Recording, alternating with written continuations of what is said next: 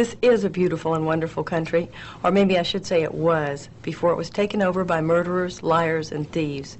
Yes, we do have a crime problem, and our biggest crime problems are the people running this government. Strong language? Yes, and I'm prepared to back it up with proof. Right now, though, I want to take a little time to explain who I am, why I made this tape, and why you need to see it. My name is Linda Thompson. I'm chairman of the American Justice Federation. I'm a U.S. Army veteran, and when I was in the Army from 1974 to 1978, I worked first in the Military History Detachment, and then for the Commanding General of Allied Forces Central Europe at NATO headquarters. In that capacity, I revised the NATO War Plans manuals.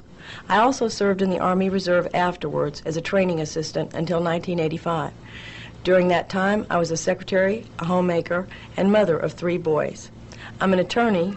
I have a doctorate in law and a few other degrees of relative insignificance. I'm married to Al, who is a man of the highest character, other than his mom and dad, I've ever had the honor to know. We have 3 sons, and we live in a nice, fairly ordinary home outside of Indianapolis. Al is the president of American Justice Federation, an engineer in charge of our AEN radio and computer news networks. As an attorney, I took a special interest in cases where government agents abused their positions of trust. In fact, the main reason I went to law school was because I wanted to make a lasting contribution to preserving this great country. I believed then, though I don't now, that I could best do this through the courts. I started American Justice Federation because I had seen so many people who were forced to simply surrender their dignity and resign themselves to the fact that the humiliation and injury they suffered at the hands of the government would simply go unpunished. Beat my child to death. They beat him to death like a dog. Just like a dog. They beat him to death. They beat him with head. I believed then, and again I don't now, that if a few people here were to fight back through the courts, the abuse would stop or at least be slowed down. In 1987, Al and I began a computer bulletin board service, networking it with other computers across the country. In 1991, we decided to focus the efforts of the network on linking people across the country to share information that was not being reported on the national news. I began to realize that the media was intentionally not covering these stories, and I soon realized that cases where people were savagely beaten, shot, or killed by federal law enforcement and local police were not isolated events. We just weren't being told about them. In Idaho, in August 1992, government agents killed Randy Weaver's only son, 14-year-old Sammy Weaver, and Randy's wife, Vicki. An FBI sniper from the FBI hostage response team in Washington, D.C., appropriately called the HRT, or HURT team, blew the side of Vicki Weaver's head off as she stood holding her 10-month-old daughter, Elishaba, in her arms in the doorway of her own home. The media was kept 2 miles away as all this was going on. U.S. Marshals had set Weaver up, trying to put pressure on him to become an informant for them. 6 U.S. Marshals had traveled all the way from Boston to Idaho and kept Weaver and his family under surveillance, spying on them with cameras for 18 months, filming their every move. Finally, becoming bored, these U.S. Marshals provoked a confrontation by throwing rocks at the house to attract the Weaver's dogs. Kevin Harris and Sammy Weaver, believing they were chasing the Weaver's dog Yeller on the scent of a deer, ran out into a roadway and were confronted by a gunman in camouflage fatigues. The gunman shot the dog. Agents hiding in the woods began firing, hitting their own agent and killing Sammy. As Randy went to check on Sammy's body in the shed later, a sniper fired on him. His wife ran to the doorway of their home holding their baby, calling, "What's happened? What's wrong?" As the sniper's bullet tore off the side of her face, she slumped to her knees and bent over dead in the doorway, shielding her baby even in her death. The governor of Idaho declared martial law, all for one man who'd never bothered anyone. An entire road was built from the highway up the mountain to Weaver's home so that tanks and over 1,000 government agents dressed in full military battle gear could be assembled around Weaver's house. ATF agents with machine guns were posted in the roadways to keep the neighbors back. This was in Idaho, in the United States of America, my country, in 1992. I vowed then that I would personally make it my responsibility to expose the truth to America. On February 28, 1993, the federal government attacked the Branch Davidians in Waco. In the course of investigating our government's actions in Waco, Texas in 1993, I came across the shocking, horrifying proof that our government intentionally murdered its own agents and the people at Mount Carmel in Waco, Texas. Over the next year, I gathered more information about Waco and made a detailed documentary and a tape about the children who were killed in Waco. If you haven't seen these 3 tapes, I urge you to do so. For information on ordering the 3 tapes, you could call 1-800-749-9939. You will see indisputable proof that our government murdered not only its own agents, but 96 people in Waco, Texas, 25 of them children, 17 of them under the age of 5. On April 19, 1993, and perhaps the most publicly televised, outrageous, and inhuman atrocity in the history of this country, government agents rammed tanks through a church home and used poisonous chemicals on 71 men and women and 25 children, 17 of them under the age of 5, in spectacular color before our eyes, burning them to the ground in Waco, Texas, while government agents and the media parroted lies intended to convince the world that somehow these people were meeting a fitting end, yet none of them had committed any crimes. This isn't the justice for all that we grew up hearing about. What happened? What has gone so very wrong? How do we put it right? As I began searching for the answers to those questions, it became clear to me that these pockets of brutality and corruption are merely symptoms of a larger, far more pervasive evil that is now literally controlling this country.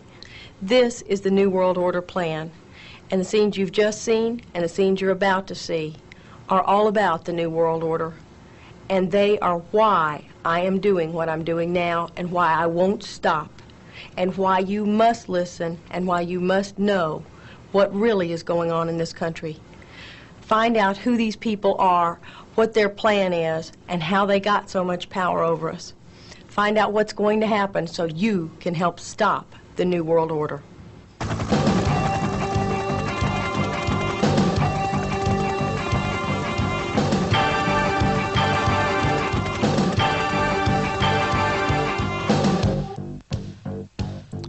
Do black unmarked helicopters exist?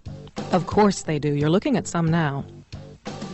These helicopters in Tupelo, Mississippi are Kiowa attack and surveillance helicopters made by Northrop. The small ball on the top is special surveillance equipment that allows the helicopter to descend below a hill and still see above the hill without being seen. These UH-60 Blackhawks were used in Panama. This UH-1 helicopter was filmed this year in Gulfport, Mississippi.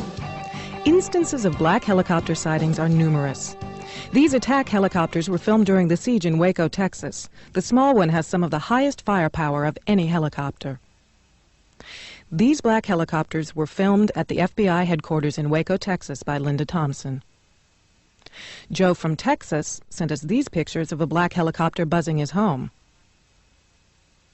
Hilda, another patriot in Mississippi, has been harassed by helicopters and snapped these shots. In downtown Washington, D.C., Linda Thompson and her family were followed for several blocks by a helicopter that passed over 7 times. The Thompsons were able to tape it on the last 2 passes. As you can see, the chopper came down quite low. This is just one of several instances of the Thompsons being buzzed and harassed by black helicopters. Since helicopters first buzzed the Thompsons' home for 3 days in March of 1993, after Linda Thompson began exposing the government's involvement in Waco, Texas. They were doing this purely for harassment. We have received numerous reports and pictures of such sightings from people who have been harassed by black helicopters, usually for speaking out against government activity. In the meantime, the media and government disinformation specialists were telling people that the black helicopters don't exist, and people who claimed to have seen them were crazy. We knew they existed. We began to wonder who they are and where they come from. The harassment the Thompsons have experienced didn't stop with just helicopters. In the parking lot outside American Justice Federation, this target was drawn on Linda Thompson's car. This is one of the cars that followed a staff member at AJF. The office has been broken into, brake lines have been cut on cars of staff members, the office has been buzzed by helicopters, the Thompsons have been shot at several times, their dog was killed, and all of the staff at AJF have been followed repeatedly. One day, Al Thompson was followed by this car, and despite yelling and honking at the driver, he couldn't get the fellow to turn and look at him. Of course, it was a government agent. We've taken pictures of government agents following staff members in airports, cars, and so forth. Our phones have been tapped and our mail tampered with. Shown here is one of the times we had a sweep done for bugs in our office. We knew we must be onto something for someone to be harassing us this much, so we decided we had to find out who these guys are. Who flies the black helicopters and what have they got to hide? We found several black helicopters parked near our offices at the Indiana National Guard Armory in Shelbyville, Indiana. Sometimes there would be black helicopters there, and sometimes not. We called the Indiana National Guard to ask about the black helicopters, but all they would tell us is that they were a unit from Kentucky.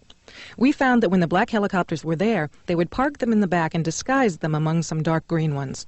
It's very difficult to tell the black ones from the dark green ones, especially in the air. You can see the differences here. Here's a green one shown in the background with a black one in the front. Now here's a small black one in the front and a dark green one in the back. We clearly were having no problem finding these helicopters in the air and on the ground. Newspaper clippings we were receiving indicated that black helicopter sightings were widespread. In August of 1993, a team of them flying low buzzed downtown Atlanta, but they weren't identified. People in Atlanta were only told it was an anti-terrorist squad practicing for the 1996 Olympics. This black Chinook was on the front page in Santa Rosa, California in November 1993. These pictures are typical of the types of pictures we receive from people all over the country, many of whom found black helicopters in remote locations, usually in large metal warehouse buildings, like this one. We have found that these are generally CIA operations, and you can usually find a railroad and metal fabricating plant nearby these sites. Mike and Carol Ben of Dallas, Texas have gathered 17 million signatures to impeach Bill Clinton. They've been visited by the Secret Service, who told them, "You have an awfully nice home to be doing what you're doing." Just shortly before complete daylight on the morning of January 11, 1994, I was jerked out of bed, completely brought awake by a tremendous noise coming down over our home of the military helicopters. And I pulled down the shades and looked out the window, and all I saw was this heavy blanket of fog rolling over the neighborhood, and I couldn't really see it, but I could hear it. And then I heard it move away from over top of our house, across the street, and down. And then I heard it go away. So being dazed from being sound asleep that early in the morning and being jerked out of bed, awake by that noise, I thought, well, maybe the fog has echoed the noise somehow and it's thousands of feet in the air or something, I don't know. So I just went back to bed, looked at the clock when I laid back down, and it was like 6:45. And 15 minutes later, I was jerked back out of bed by the noise of fire engines coming down the street. And I thought, well, at this point, I got to put my pants on and go outside and see what in the world is going on here, because there's something drastically wrong. The time I got outside, it was completely daylight. About 89% of the fog had lifted. They were running hoses over the house and into the house, and the people were running out. The child that was in the house was running out. Found out later that the mother had already left and was coming back to pick up this child a little bit later. So no one was hurt in the fire, but their home was just completely gutted out, and the flames coming out the roof and everything. And I never associated this with the helicopter at that particular moment. We were out in the street, and a bunch of the neighbors were out in the street, standing by the fire trucks, and just having the typical conversations you have in a situation like this. Well, what happened? What's going on? And I asked one of the neighbors, "Did you hear military helicopters down over our houses this morning, right before daylight?" And one of the women said, "Yes, I sure did, and it sure scared me." And I thought, well, gee, that's incredible. So it's not something I was just imagining. The day went on, and within an hour, I wasn't really watching this as a problem with the federal government at this time. So we went on with our daily activity of packing mail here and handling the phone calls and talking to radio stations and on and on and on. We noticed that six or eight white plain cars, like medium-sized Chevrolets, drove up in the neighborhood. Men are getting out in suits with cellular phones to their ears. So we went on with the day's activity. At 6:30 that night, I was up at 7-Eleven on Tuesday evening on the 11th. One of our other neighbors across the street was there, and while we were in line, I said, "Isn't it terrible what happened this morning with the fire?" And he says, yeah, and he says, when I got home from work at 4:30, he says, I went down there and the fire marshal didn't know what had caused the fire.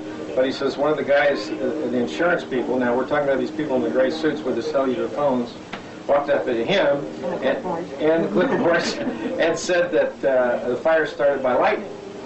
And he said, I thought that was kind of funny because there was no rain or lightning this morning. And I says, well, there sure wasn't any rain or lightning this morning. That house couldn't have been hit by lightning.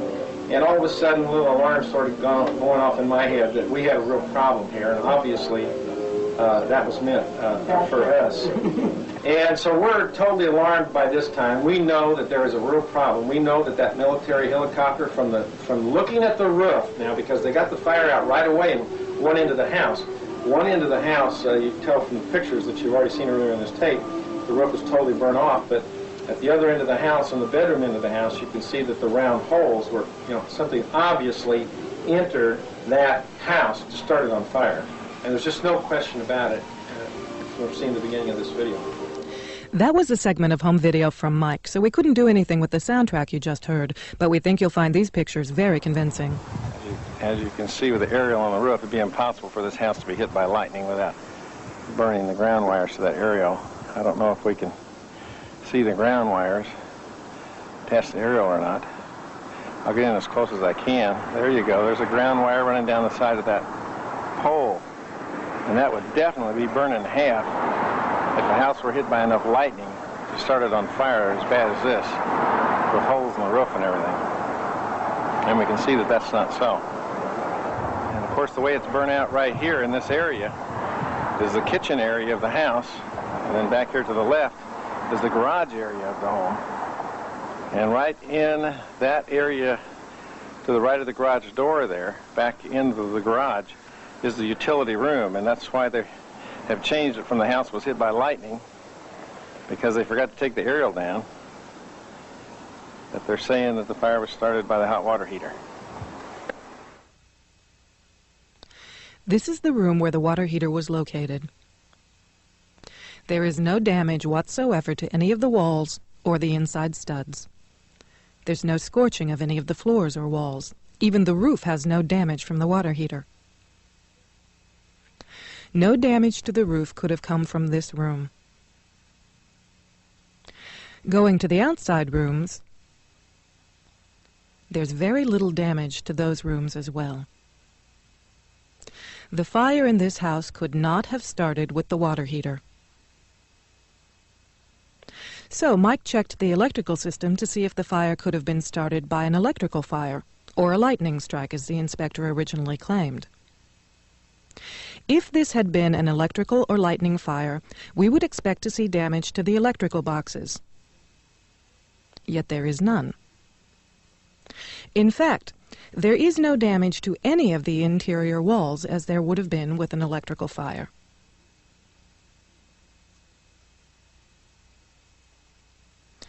As you saw earlier, the antenna and wiring on the roof were intact too. In fact, the only fire damage, as you can see on these rafters, is from the outside on the roof down. Any place there is burning, it's from the top down. This was probably the most convincing part of Mike's video.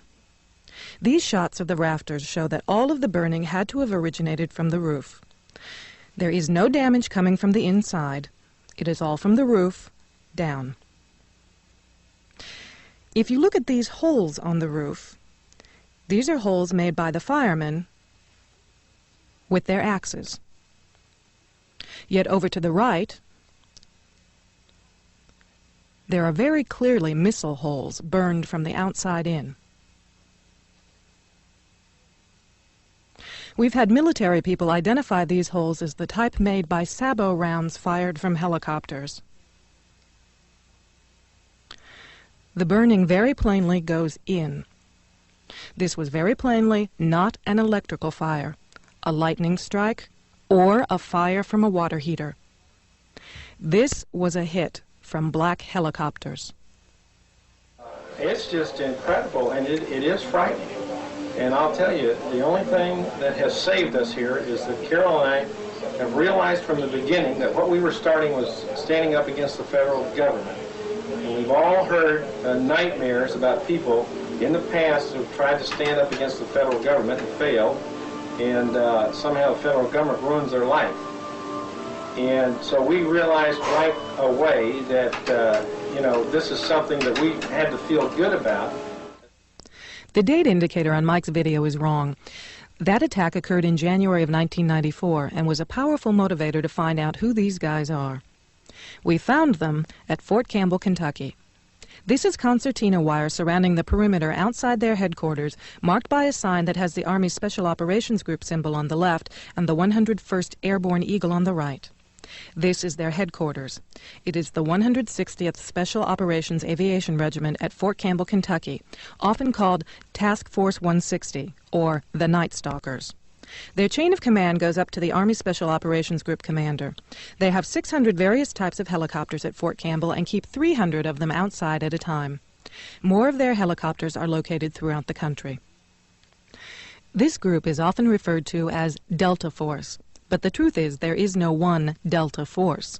Task forces are formed from members of special forces, such as the 10th Mountain Division or the 75th Rangers out of Fort Benning, Georgia, or from members of law enforcement, such as the ATF, DEA, FBI, IRS, CIA, or other government agencies and even private corporations.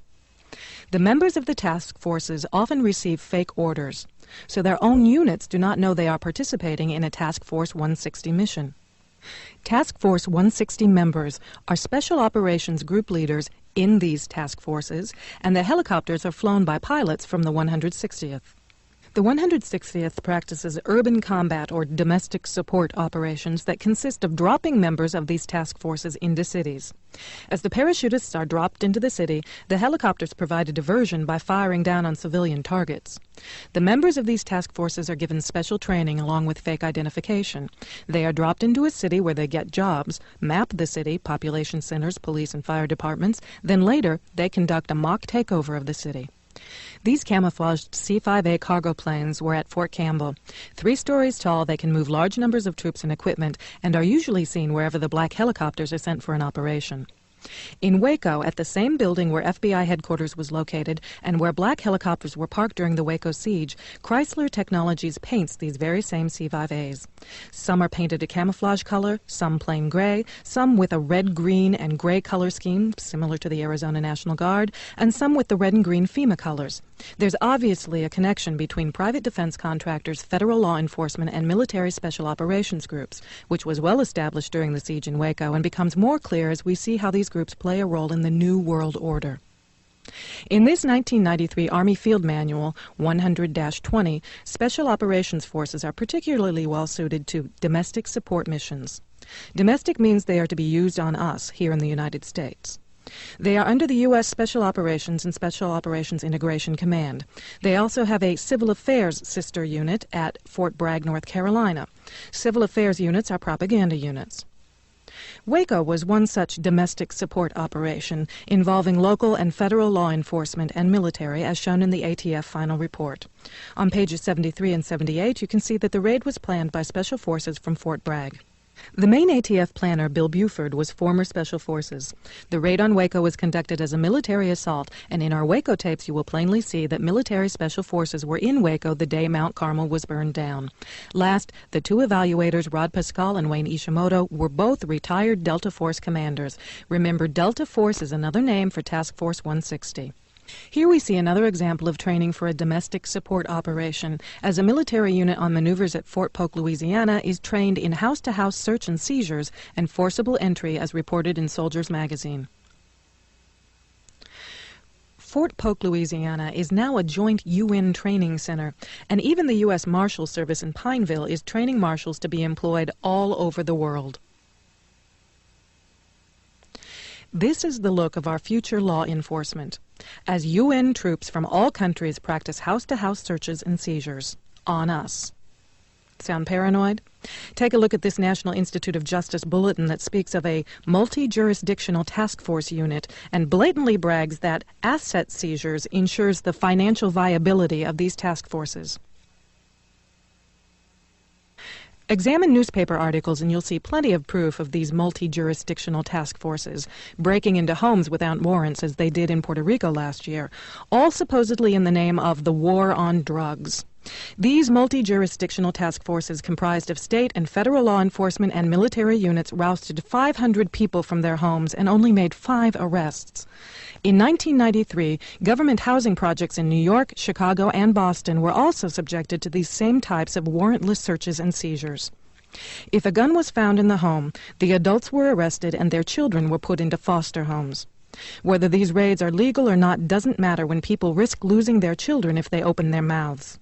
At the February 18, 1994 crime briefing, Janet Reno, Lloyd Benson, Henry Cisneros, and Al Gore announced that these raids had been tests, and these warrantless raids were going to be conducted across America. Of course, our media propaganda machine will do its part. You may remember our returning hero from peacekeeping in Somalia. That is Durant holding the maroon beret, the distinctive maroon beret of the Night Stalkers. That is his airborne unit, the elite airborne unit. Durant, with his maroon beret, was from the Night Stalkers in Fort Campbell, Kentucky, Task Force 160th, the 160th Special Operations Aviation Regiment, the guys who flew the black helicopters. In this home video from Somalia, you can see what the media didn't tell you. The day before Durant was shot down, he had been a pilot of the helicopters that, as usual, created its diversion by firing down into the crowd of unarmed civilians below. Notice the cannons at the front of the helicopters firing down into the crowd below. We don't have to wonder very long why these peacekeepers, these supposed heroes, were shot down in this domestic peacekeeping operation. Special operations groups are the key to all these operations. Conventional ground forces are not used, at least at first. The black helicopters are sent in along with the black cargo planes. They drop in their parachutists and then create a diversion by firing down on the city below. Our hand-picked media would have you believe that Panama was nothing but a third-world, minor conflict with few casualties. The truth was revealed in the award-winning documentary Panama Deception. As you can see, the devastation in Panama from their diversion was complete. Is it far-fetched to imagine that these UN peacekeeping forces would be used against American citizens? The 502nd, another unit from Fort Campbell, Kentucky, is shown here arriving as peacekeepers in Somalia wearing their UN blue berets and UN insignia. Shortly thereafter, this same unit, the 502nd, was in Arkansas practicing house-to-house searches and seizures in a joint UN training mission called Agile Provider in the spring of 1994. Agile Provider involved 44,000 UN troops, including troops from France and the Netherlands, training in the states of Georgia, North and South Carolina, Arkansas, and Tennessee. Yes, UN troops have been trained in this country in the past, but not in brigade strengths and not in domestic support house-to-house searches and seizures. Many of our congressmen deny that UN troops are being trained in this country at all, but as you can see in these clips from Fort Chaffee, Arkansas, Germans were training here last spring. Das ist die Barake 1660, die da. Vom zweiten Zug der Hitschollen UN training has become so widespread that many of the newspapers around the country have had at least one such story. In Washington state, Gurkha mercenaries have trained for 3 years in a row. Gurkha mercenaries are from Nepal, which is a primitive country. Yet Gurkhas have a world-class reputation as a highly skilled, well-disciplined assassin team. Their country is densely populated. Their religions are primarily Eastern, either a form of Buddhism or Hinduism. It is this background that lends itself to the Gurkhas' single-mindedness in their tasks and training. Coming from Nepal, the Gurkhas are not accustomed to any modern conveniences, not even the basics of running water. For them, what we would consider to be deprivation is a way of life. Gurkha mercenaries are homegrown, farm boy assassins. It is an honor for them to die in combat for their country or for their religious beliefs. Nepal is not a theocracy, yet every aspect of the people's lives centers around their religious beliefs. Throughout the country, statues are erected to various gods and goddesses of these religious beliefs.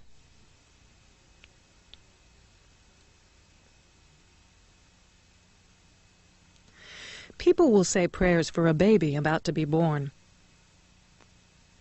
for the success of a crop just planted, or to ward against evil spirits who would invade their homes at night, Or they might say a special prayer for the blessing of the good gods to protect them from the evil god Kali. The overpowering and menacing spirit of the evil god Kali is evident in the statues and paintings throughout Nepal. Kali must be appeased or satisfied. Oftentimes there will be a special altar in the village square where goats are sacrificed by cutting off their heads to ward off the evil Kali.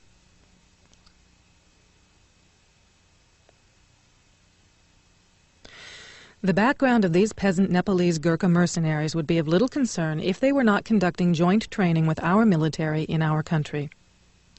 More disturbing is a provision in House Bill 3355, the 1994 Crime Bill, Section 5108, which says that not later than 6 months after the date of enactment of the bill, the Attorney General, along with the heads of the FBI, DEA, Immigration and Customs, are supposed to report on the success of the efforts to hire Royal Hong Kong police officers into federal law enforcement positions.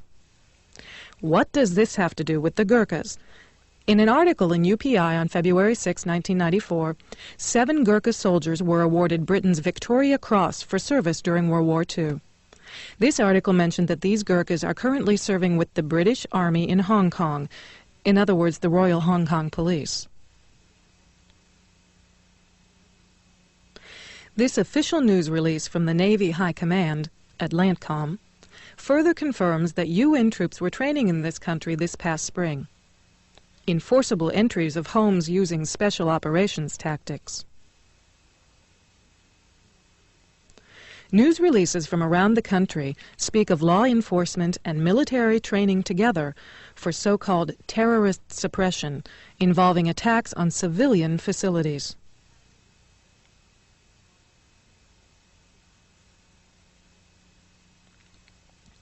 Did you know that 49 of our most famous landmarks have been given to the United Nations as supposed biospheres? Yet many of these supposed biospheres are located outside military facilities and are used for covert UN military special operations training areas. On the border between the U.S. and Canada, we see the UN flag flying between the U.S. and Canadian flags. Throughout cities in America, UN flags are popping up outside government buildings. But perhaps most disturbing was this letter received by New American Magazine detailing a survey given to Marines at 29 Palms Base. We confirmed this survey was given to Army Special Operations recruits. The survey asked troops whether they would swear to the following code. I am a United Nations fighting person. I serve in the forces which maintain world peace and every nation's way of life. I am prepared to give my life in their defense. This survey also asked if these U.S. military men would fire upon U.S. citizens who refuse or resist confiscation of firearms banned by the U.S. government. The signs of the military being combined with or used as law enforcement are just about everywhere once you begin to look. We found these 2 military LCMs parked in St. Petersburg Harbor in April 1994. They are U.S. Army, parked outside of the new St. Petersburg Beach Police facility where they will patrol the waters. Did you notice the federal tax agents dressed like military patrolling the roads during the Waco siege, or the black military helicopters at each of the Indy 500 races for the past several years?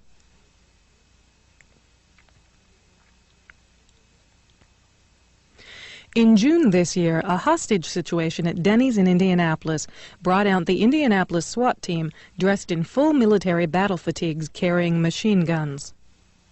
Welcome to the New World Order, where military occupation is a way of life, as police with their machine guns and military battle fatigues or black assassin clothing are indistinguishable from the military that often accompany them. The White House proposes that the DEA and ATF be combined into one Gestapo federal police force. Yet this has already happened, as we have already seen in countless examples. We are being conditioned to accept combined military and law enforcement all around us, as we are told we shouldn't be concerned. Just as people in Alaska were told not to be concerned about the unidentified black uniformed military troops with machine guns making traffic stops this year either.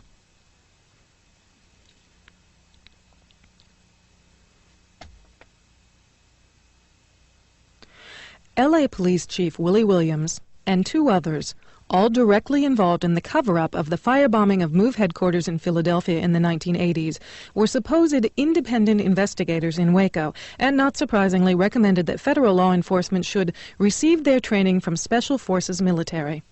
This shouldn't be too surprising coming from the police chief of Los Angeles, where Daryl Gates formed the first SWAT team, where the term SWAT originally meant Special Weapons Assault Team, and where brutality has become commonplace. The military mindset begins at basic training for LAPD, who train just like the Marines in boot camp.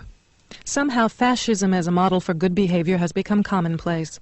Governor Zell Miller of Georgia has instituted boot camps for juvenile offenders, where young offenders can be adequately brainwashed to fit into the military mindset of the New World Order.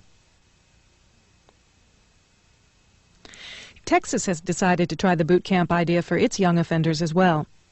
They will endure hours of physical training and learn the defenses of nuclear, biological, and chemical warfare. Courses will include Air Force history, national security, the rules of combat, and how to salute. Are these young offenders the new cannon fodder for the New World Order? In Indiana, we found this minimum security state prison located in the middle of a U.S. Army Reserve training base, Camp Atterbury, just south of Indianapolis.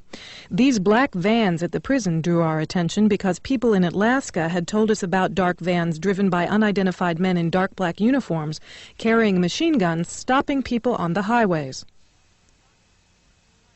We also found these Indiana Department of Corrections employees dressed in black uniforms who drove one of the dark vans.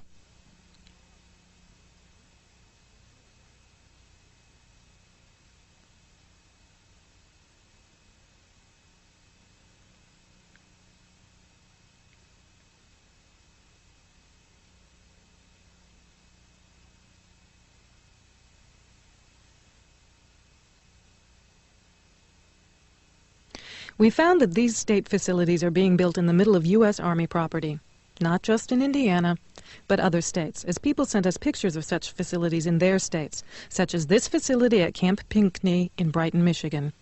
You see not only the black vans here, but curiously, there are reverse swastikas carved into each end of the roof. We also began to receive information about the Federal Emergency Management Agency known as FEMA, such as these pictures of a FEMA facility in Texas. FEMA operations are divided into 10 regions, as we were told in this letter from FEMA.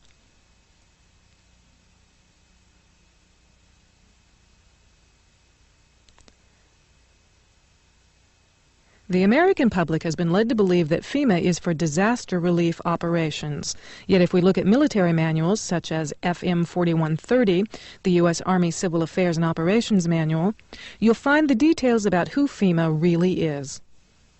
The government doesn't want this information out because, as you can see, the manual says to destroy it by any means that will prevent its dissemination. The manual says that FEMA is the executive agency that serves as the point of contact for the USG for emergency management within the United States. Under Executive Order 12148 of July 20th, 1979, the President transferred all functions from the Civil Defense, Civil Preparedness agencies under the Department of Defense to FEMA.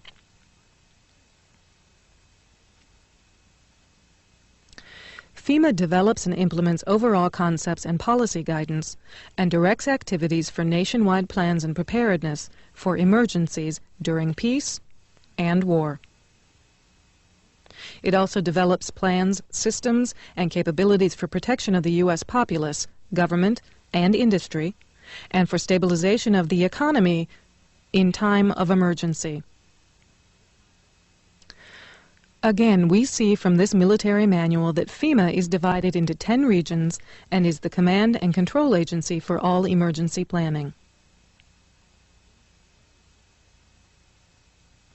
None of this sounds too sinister until you begin to find out what FEMA has done with 96% of their budget. FEMA has built prisons around the country, and they've also built underground facilities. It actually turns out that they are the key agency to implement a plan known as Operation Garden Plot, the plan to put American citizens in prison camps. Under Executive Order 12919, signed by Bill Clinton on June 3, 1993, presidential authority under a 1950s Defense Production Act was delegated to the Secretaries of Defense, Agriculture, Treasury, and Commerce to seize all civilian property for the government solely by declaring them necessary for national defense. It also gave the Director of FEMA the authority to implement FEMA plans during a national emergency. Most people don't realize that this country has been in a declared state of emergency since the Federal Emergency Act was enacted in 1933, which was the beginning of FEMA, and also gave presidents the authority to issue executive orders. Each president since then has issued an executive order declaring a state of national emergency. Bill Clinton has issued 3 such orders since he took office. Shown here is a FEMA facility in Denton, Texas, where you can see mile after mile of FEMA command and control trailers. These trailers are self-sustaining and contain electrical generators and communications equipment that can be moved out anywhere in the country to start a FEMA operations center.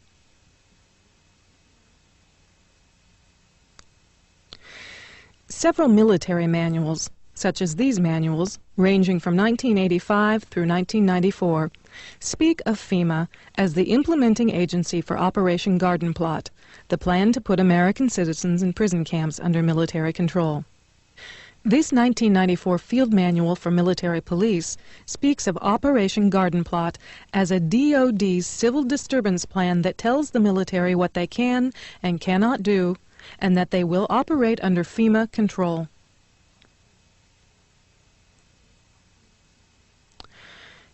This is a FEMA facility in Denton, Texas, with Region 6 plainly noted on its sign from the FEMA regional map. Notice that this agency that is supposedly to protect us is highly guarded with electronically controlled fencing, topped by barbed wire, guarded by speakers and cameras. There are numerous sophisticated satellite, microwave, and radio towers inside the fencing. Much of this can be said to be needed in the case of a national disaster or emergency, but one recent communications development of interest is that all federal and state police agencies have gone to the same radio frequencies, so that we do now have a nationwide communication system among all the police agencies and FEMA. This particular FEMA facility can hold about 500 people underground. One way to determine the size of the underground facility are the vents, such as these, sticking up out of the ground for ventilation to the underground areas. The FEMA plans to imprison American citizens have generated a lot of interest around the country in locating the potential prison camps throughout the country. These may be facilities currently being used as prisons, such as those you saw earlier, or prisons that are being built supposedly in the name of the war on drugs, or facilities that have other uses but which could be quickly used to detain large numbers of people, such as this Amtrak facility in Beech Grove, Indiana. We're standing now in the main parking lot, which doesn't look too sinister. At this level, it is a very large parking lot, fenced on all sides by fence topped by barbed wire. It also has these electronically operated turnstiles.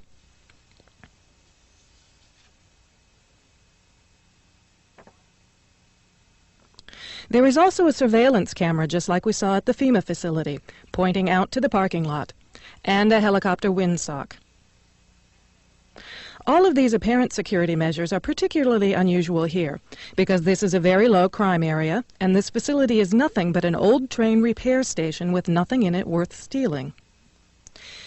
In this portion of the parking lot is a brick building, suitable for processing, next to a gate that leads right out to the railroad tracks, and all of this is contained inside a fully fenced area, now 3 layers deep in fencing at this point. This U.S. Air Force train indicates federal and military involvement. Facing the opposite direction, you can see that this area, too, is a very large fenced area with railroad track running the length of the fence and plenty of warehouses.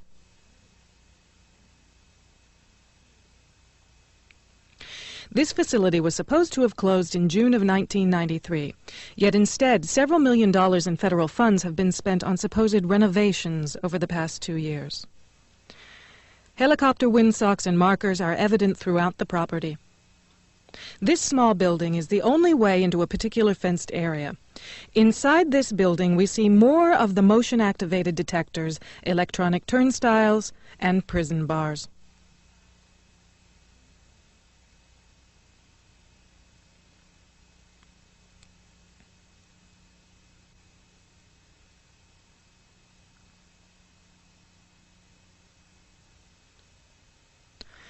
All of the renovations to this property have involved putting in new fencing, electronic turnstiles, concrete flooring in unused warehouse buildings, and putting in large gas furnaces on buildings that were never heated any time in the past 20 years.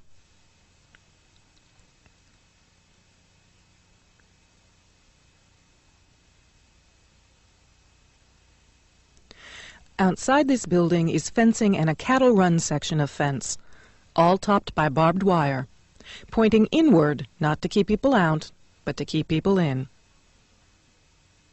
This was common throughout the facility, particularly the new fencing that had been erected.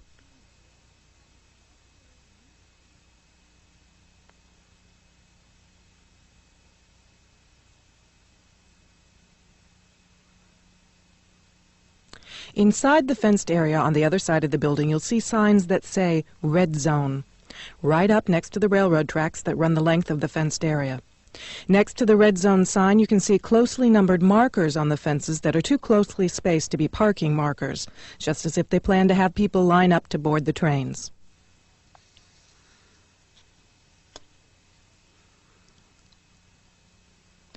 Here's a helicopter marker on the power lines outside the facility, indicating expected helicopter traffic, and again, another tall radio antenna. Looking around, you can get an idea of how huge this place is and how many people it could contain in its fenced-in area. In yet another fenced area, we see a large warehouse building at the end, with the electronic turnstiles in front of it. The building is one that has a new concrete floor, and its doors and windows have all been blocked. Outside, there are new gas pipes.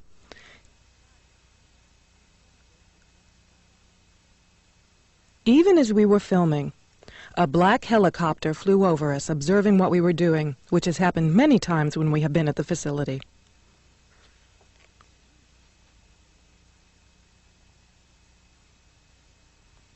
The gas lines and gas pipes at the facility run the length of the buildings.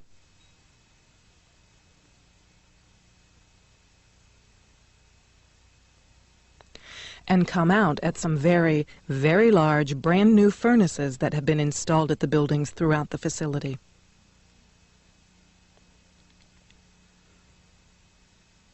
We found this crane, which has seen better days, but is plainly marked U.S. Army in the middle of the stockyard.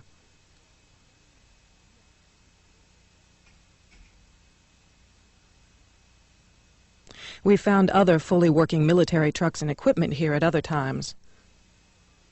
Inside the facility, we found large fenced-in areas next to the railroad tracks marked Green Zone and Blue Zone, suitable for holding a lot of people. Many of the old warehouse buildings have had new concrete floors put into them. Unused sections of railroad track have been dug up and replaced, and from the supplies in the stockyards, it is obvious they will be doing even more construction and fencing.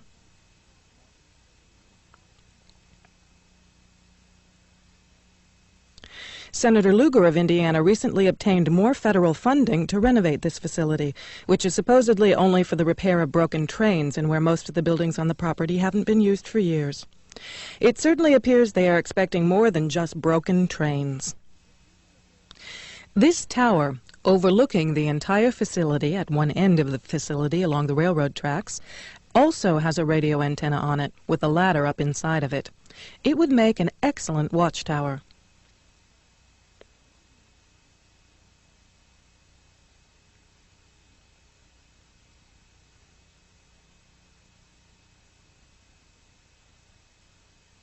One thing we discovered last year are these stickers on the backs of traffic signs along highways in various states.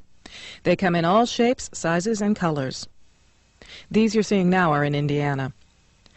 We found a veritable smorgasbord of these stickers near Crane Naval Air Station. As we approached the facility, the stickers we could see were solid, and as we drove away from the facility, the stickers we could see were the same shapes and colors as those on the other side of the road, but they had holes in them. We believe these are what are called tachomars, which is a military acronym for Troop Transport Markers. We have found these stickers in many different states, such as these in Michigan and Kansas. Following the blue ones in Indiana, we often end up at railroad tracks. In Utah, following blue stickers led to missile storage sites.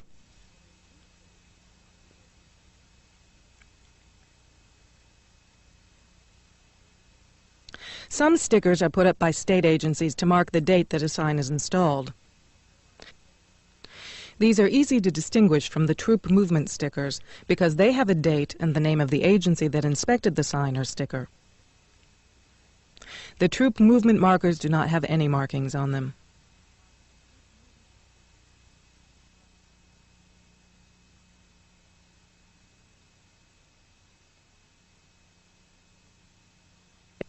The troop movement stickers are solid colors that would allow UN troops to follow a color-coded pattern to a specific area or to operate in a specific color-coded boundary.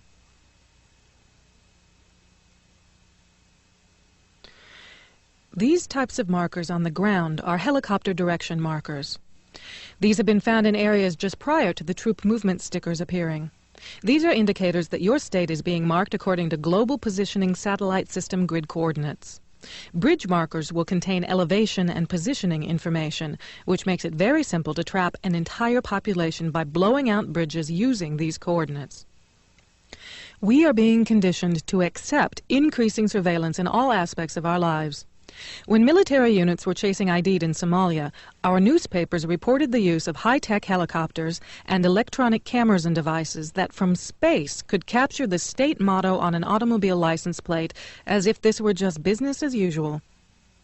Military equipment is being converted to law enforcement use, such as using submarine detection equipment and high-tech surveillance gear to track people. ATF has long been involved in tracking our guns.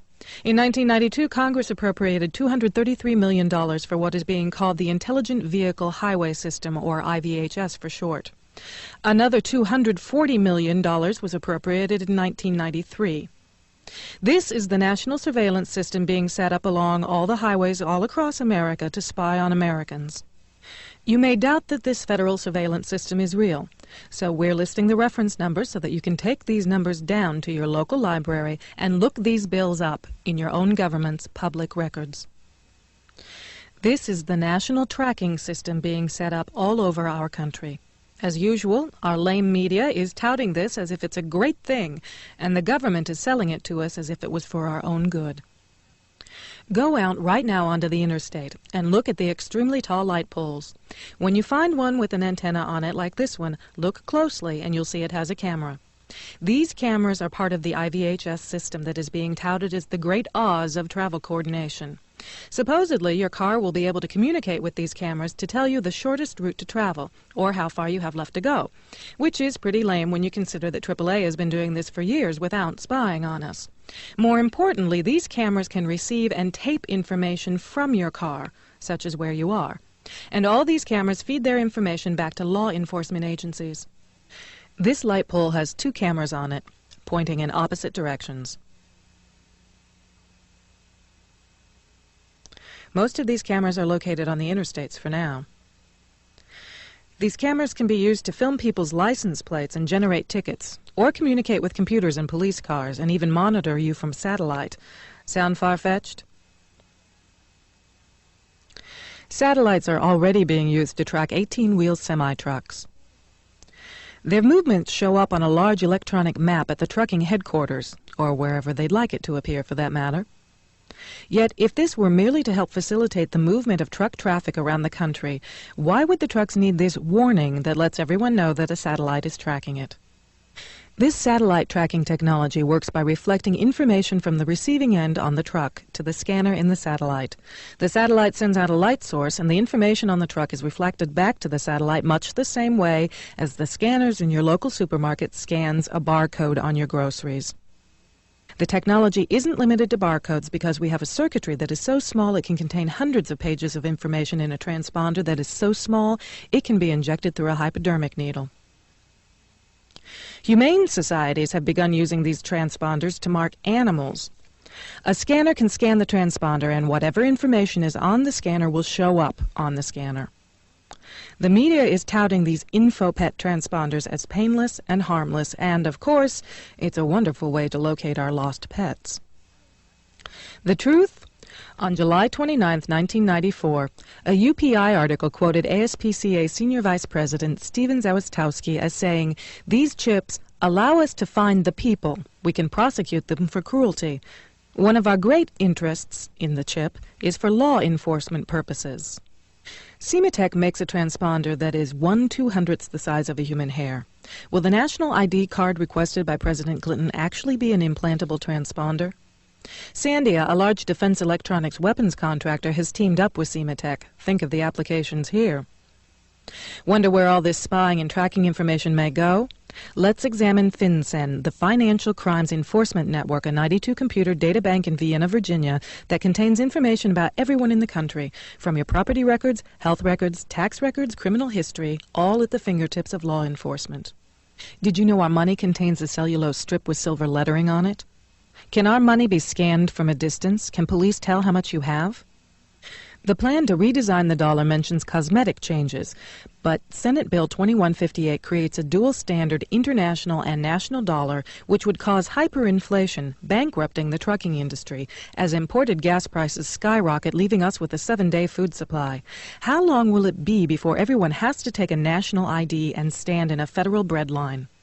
The Organized Crime and Drug Enforcement Task Force, OCDEF, is the coordinating agency that pulls all state and federal agencies together into multi-jurisdictional task forces, referred to in Public Law 100-690. The National Federal Police Force already exists. OCDEF can pull assets from any federal agency, including active-duty military, to use in law enforcement projects. They are flown in black helicopters with pilots from the 160th Special Operations Aviation Regiment, identified in this Time Life book series as the Night Stalkers, whose motto is "Death Waits in the Dark." The funding for these task forces is funneled through OCDEF and is untraceable to any given agency. These multi-jurisdictional task forces can be made up of DEA, ATF, FBI, IRS, Customs, and even UN troops. These small task forces are equipped with high-tech weaponry called non-lethal weapons to make it more efficient for a small group of men to attack a large group of people. One such weapon is an EMP weapon, an electromagnetic pulse weapon that imitates the blast from an automatic weapon and effectively disables the electronic circuitry. 4 EMP towers capable of regional destruction can be found in the Combined Federal Register, Volume 59, Number 10, from Friday, January 14, 1994. Small EMP devices called auto-arresters are implantable in roads to stop individual cars and available as weapons. Other non-lethal weapons have been perfected as well. 2 Russian psychologists have been brought in from Moscow to demonstrate a technique for analyzing the human mind and then influencing it. The concept is that with an understanding of an individual's mind, key words transmitted in music or white noise will force that person to obey. The FBI examined the system to use against David Koresh at Waco in Texas. Los Alamos Labs in New Mexico is the clear leader in developing non-lethal weapons, such as laser lights that blind, sound waves that make large groups of people sick, microwaves that can burn people from a distance. These weapons are touted as being more humane, but in fact they disable a large group of people at one time, enabling a small group to go in and quickly and quietly kill them. John Alexander is the leader in the development of these weapons for Los Alamos. Several thousand U.S. troops are training in the U.S. this summer and fall, and if we look around us, we can see plenty of the signs and symptoms of a global takeover under the auspices of the United Nations taking place right here in our country. These trucks are Soviet trucks imported from eastern Germany, parked at a private facility in the DeSoto National Forest in Sautier, Mississippi, just outside Gulfport off Highway 59. A sign on the facility says Airmar. Airmar is privately owned, but the signs on fences around the facility say this is a U.S. Customs facility. Several acres of federal forest land was bulldozed to create this customs facility solely for Airmar. Airmar tells us these trucks are going to be refurbished, refitted, and repainted to be delivered to third world countries for use as vegetable and food trucks. However, these trucks began appearing in late February, and by July, none of these trucks had been refurbished. Notice that these trucks are fully loaded. Look closely at the equipment that includes equipment to spray nerve gas, tires that are self-inflating to travel in up to 4 feet of water, and heavy radio and communications equipment.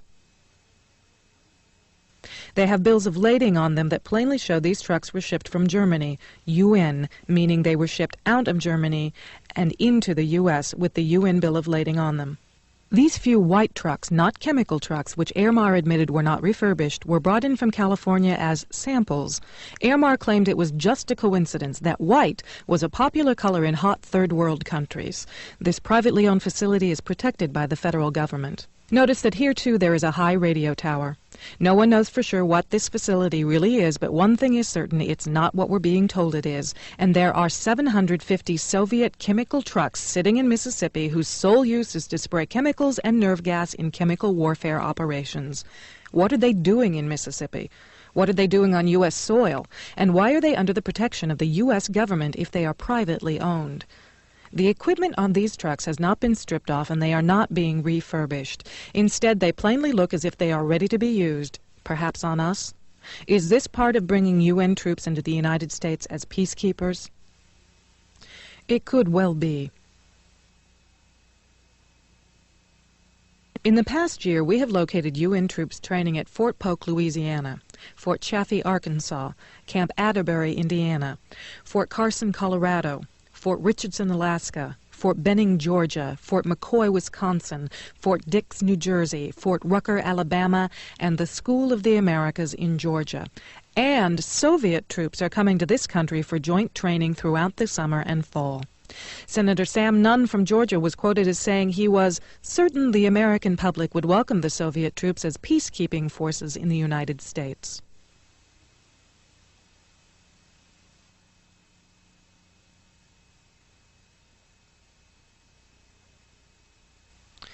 Not only have these Soviet trucks been found in Mississippi, people recently photographed these two clearly marked Soviet vehicles in Texas.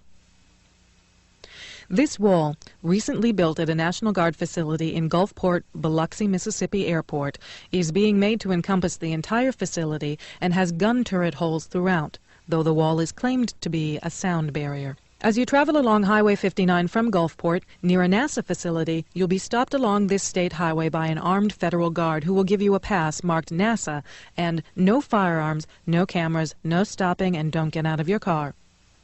At the Gulfport Biloxi Regional Airport, there are also several unusual planes and black helicopters next to a National Guard facility. This is the same facility that has the so-called sound barrier wall.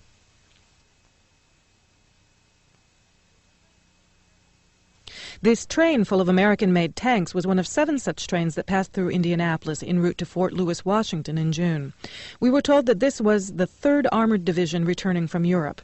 Yet Fort Lewis has such a severe housing shortage that many military families are actually living in tents. Yet this whole division is being sent there. 3 other such trains passed through Indianapolis in early August, one heading to Fort Riley, Kansas, another to Alabama, and the 3rd to Fort Lewis, Washington.